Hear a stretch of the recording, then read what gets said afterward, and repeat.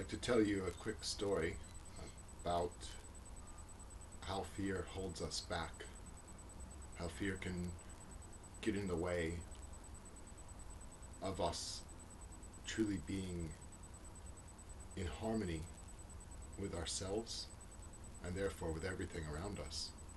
You see, I went into Linda Hand at a place that I used to work for a few days, and they told me a story of one of the other people that had worked there since the last time I had. And this man came in to the office, and it's a really relaxed office, a small company, about 9-10 people working together, and one of the most relaxed environments I've ever known as far as a workplace goes. And the person who runs it, the person who manages the whole thing, is a very fair, easygoing sort of person, and therefore he attracts lots of fair, easygoing sort of people. But this person, when he left this place, said that it was the worst experience he had ever had. Now, I haven't heard his side of the story. I haven't heard what he has to say about why it was the worst place he's ever worked. But from what I was told, this person had a problem at the previous company as well with being bullied. He thought he was being bullied constantly. And so he came to this new company, and by the time he left, he was quite certain that he had been bullied really badly there as well. Now, one of the things that he felt was being bullied was when one of the other people in the office made this noise. I'm not sure if you can hear it, but what it is it's the sound of a coffee cup being moved around on my desk in a circle. Now, he thought that the person was doing that intentionally to annoy him, to frustrate him. He assumed that that person had an intent to harm him. He was afraid of all of the things that were coming at him from the world around him. Now, so this is an environment that I found extremely conducive, or I find extremely conducive to well-being and harmony within an individual. And this other individual found it as being really, really negative and harmful to him. So what's the difference? Well, this is the difficulty. When we're trapped in a space of fear, when we're looking for things to go wrong for us and trying to prevent them, even when things are going well and people are trying to help us, the thing we see is not the people trying to help us. We see them trying to harm us. We see the universe out to get us. We see life as being miserable and not worth living.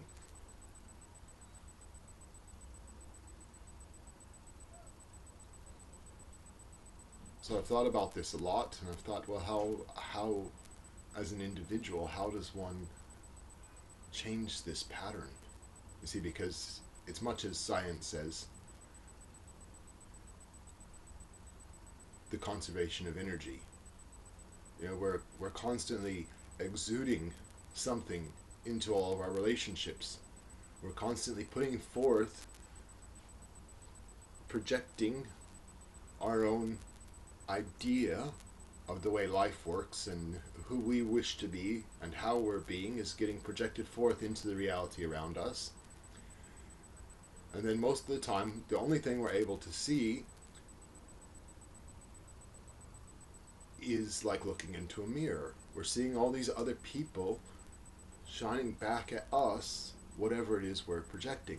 So if we're really in the habit of being fearful, then all of the people around us, what we're going to see them showing back to us is that which reflects our fearful state. And then we're going to always feel bullied. We're going to always feel down. Now, I've been thinking about the easy way for us to discover how it is we're, or what it is we're projecting into the world around us. And the changing of it's a little more tricky, but we'll get into that. So the first step is just sit down. This is a spiritual practice, in my opinion, because the goal of this practice is to come forth to an understanding of what it is we're projecting forth into the world around us, therefore come to an understanding of what it is or how we are receiving a reflection of what we're projecting, and then to begin to modify, adapt what it is we're projecting forth into the world, and hold that adaptation long enough to begin to see the reflection change. So the first step in this process is to every day, if you can, and it may not be right for you every day, it may be once a week, and it may be once a month, it may be twice or 3 times a day. That's really up to you to feel out and decide in a space on how much time you have. You might have a family and only be able to spare 1 day a week for this process. And it doesn't really matter how much time you spend with this.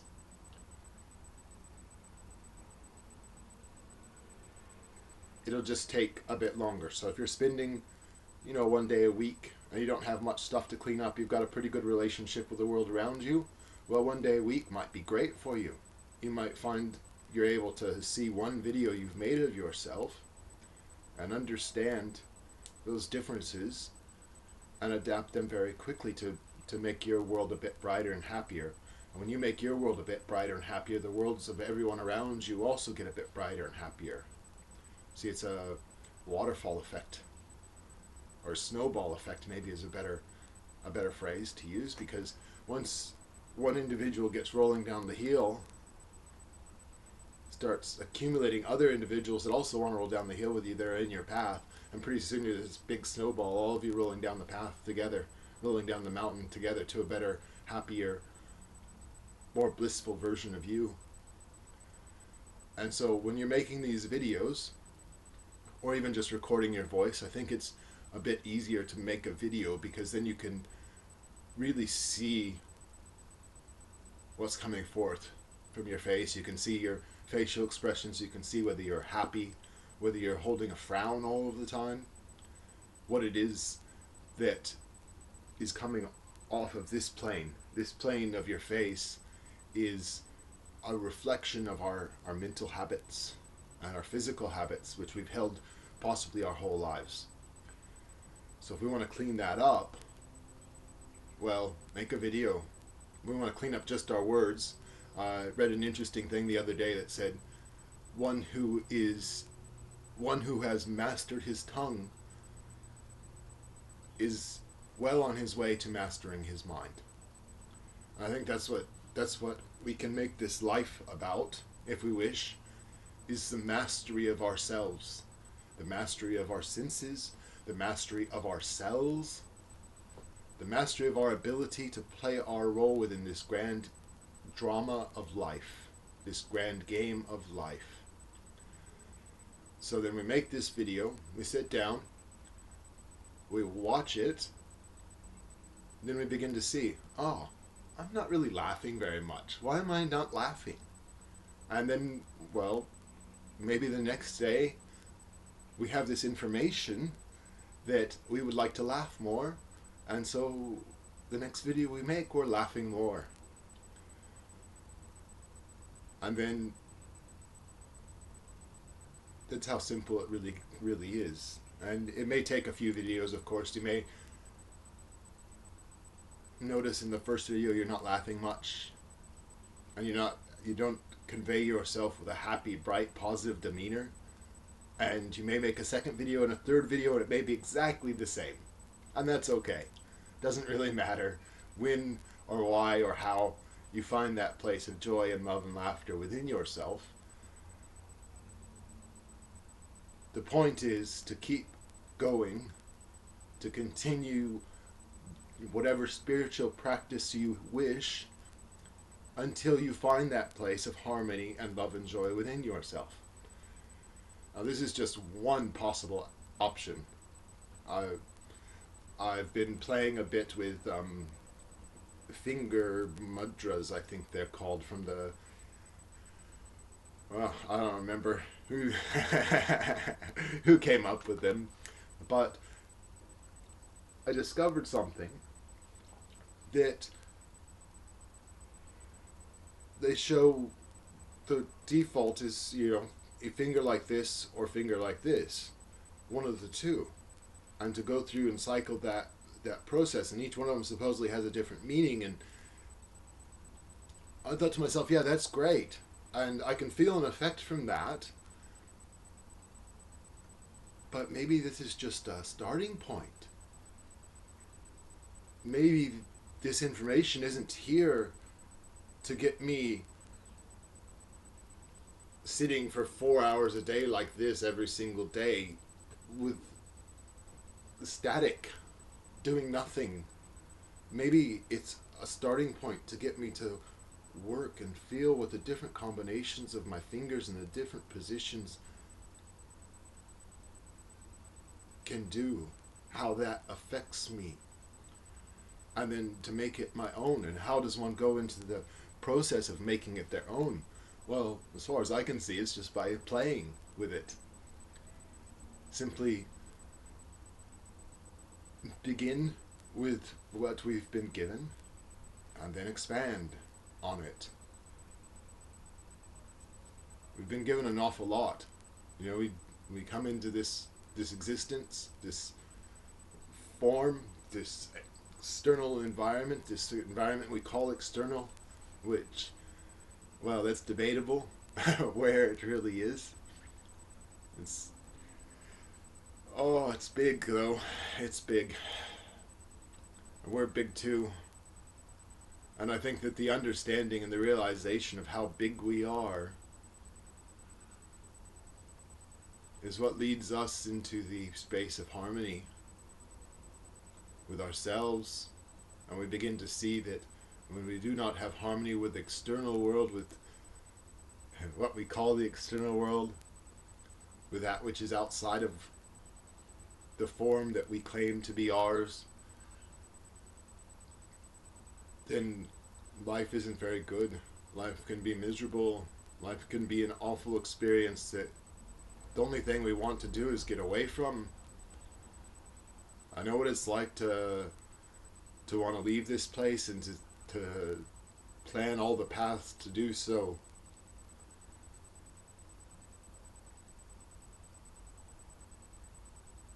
And I know what it's like now to love being here and to want nothing more than to see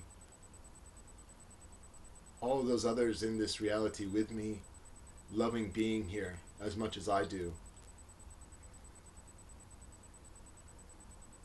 And so the second step, after you've made these videos and you've watched them, you've started to see the shift in this universe around you and started to understand, stand within yourself and know truly for yourself and for yourselves the truth of who you are and what you are, then harmony begins to become natural. Begin to see that we've always been in harmony, that we've always been dancing in this game of life, reflecting others. We've just been on this glorious ride together, reflecting each other perfectly. We had a lot of reflections around us that held fear, and we were really, really good at reflecting that back to them. But now we can move forward and begin to master our ability to reflect and project that which we wish to see more of.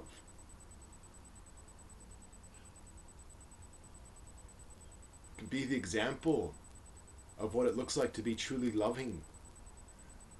And this idea, unconditional love, I will tell you now, there is no such love other than unconditional love. That is it. If there are conditions upon it, it is not love. This is one of the easiest ways to discern who it is you're conversing with or interacting with, and if whether they really wish to be loving towards you or they are being loving towards you. For a person who is truly loving, a being who is truly loving, will not ask something of you before it loves you. It will not demand that you do not smoke, that you do not drink, that you do not do any of these things for it to give you its love.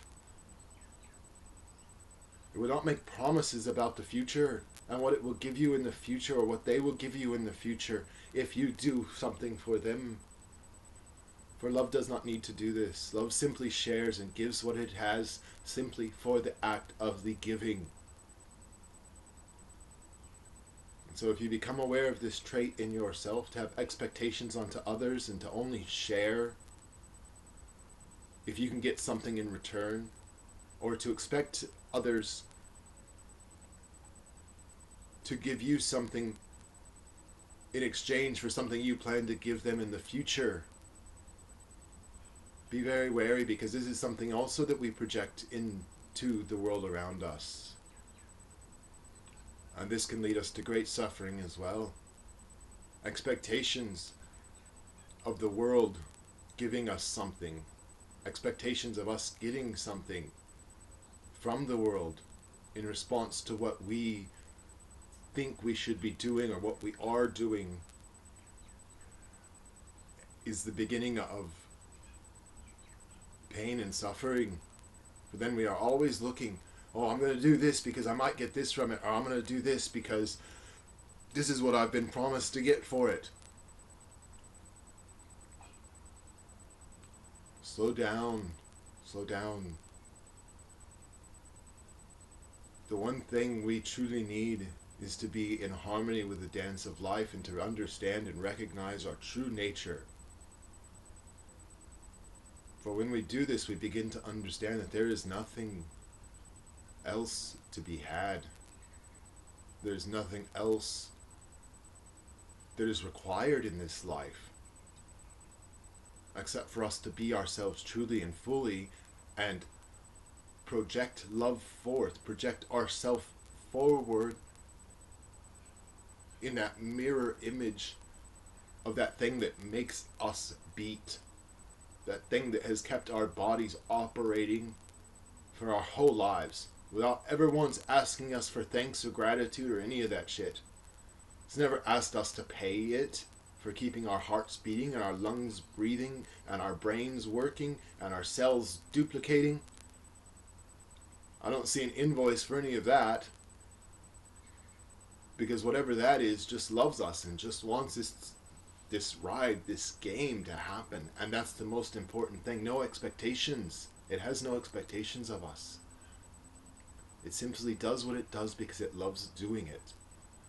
So if we can move into that mirror reflection of that and do everything we do simply because we love doing it, whatever that is, whether that's playing the fearful mirror for another individual so that they can begin to see themselves a bit more clearly and realize that their fear is driving them to insanity, or being with someone who's truly loving and open and mirroring that for them, or choosing to recognize that someone's being truly fearful and sitting in a different space and loving them completely as they are, not expecting them to see the difference, because many of them cannot see the difference, but they feel it. They can feel it.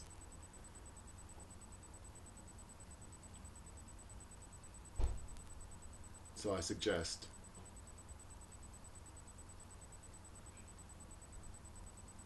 that as you do this process,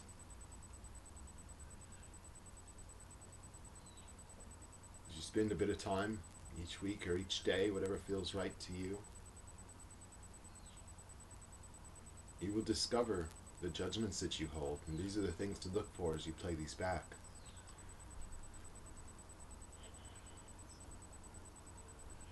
the moments, the things that are said. It probably is a good idea actually to write these down. The things that we're judging as not being good enough. The things that we're judging as something that's less than or more than.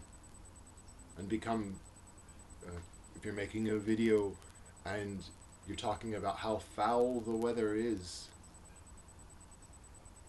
well, if you're seeing a rainy day as being negative, as being a bad thing, and you're seeing a sunny, bright, beautiful day, warm day as being a good thing, well, you're allowing the weather to make you feel good and to make you feel bad. See, it's the weather's within us. The weather is something happening within our internal landscape. And it's being reflected out there in the external landscape. They're really just one scape. But we make what's happening on the outside bad, and that makes it's a reflection of what we feel about what's happening on the inside. So we make ourselves bad by seeing the outside as bad, and we see the outside as bad because what we feel is inside is bad. You know, everybody knows, everybody thinks that when it's a stormy day, a rainy day, that's a gloomy, kind of sad sort of day. Now, I see that sort of day as equally as beautiful with a sunny, bright, clear day. All days are beautiful if we allow them to be. Different, yes, of course, but the difference is what makes the beauty. Every day was sunny and bright and cloudless, well, probably get a bit monotonous because we'd have no reference point after a while to compare to. So begin to see where those judgments are. Write those judgments down so that you can remember what it is, and then do something physical. Do some activity around it and work it out. Just go for a walk is probably the simplest one, but if you'd rather do artwork or dance or whatever it is, get some physical activity going as you're thinking about it and work it out. Because when we just sit thinking, we're not connected with the rest of us, and it's not able to get processed through. When we're up moving and doing something and thinking, contemplating it simultaneously, then we're able to move that energy of whatever it is we've been judging through and out, and we're able to be a bit freer and a bit happier and a bit lighter.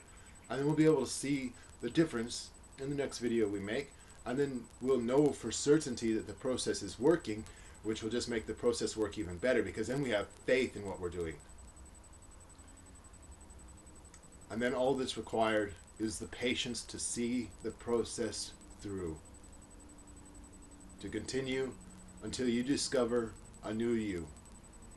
All that's required at the beginning of this process is to imagine that you are here and this is good, or maybe not so good. Either way, it doesn't really matter. But there's a here, and this here is somewhere you would like to be. All you have to do is imagine that it's there and take a first step. And the first step can be making one of these videos. The second step can be making another video, and just keep making those videos until you start to see the changes. And pretty soon you realize, holy shit, I'm all the way over here. I passed that a long time ago. And then your faith will be solid. And once your faith is solid, there are no limits. Only what you can imagine. And take a step today. Don't put it off. And then find that rhythm for those steps. Whether it starts out once a week or once a month, find the rhythm. Doesn't matter, it's there. But you can't find it if you're not looking for it.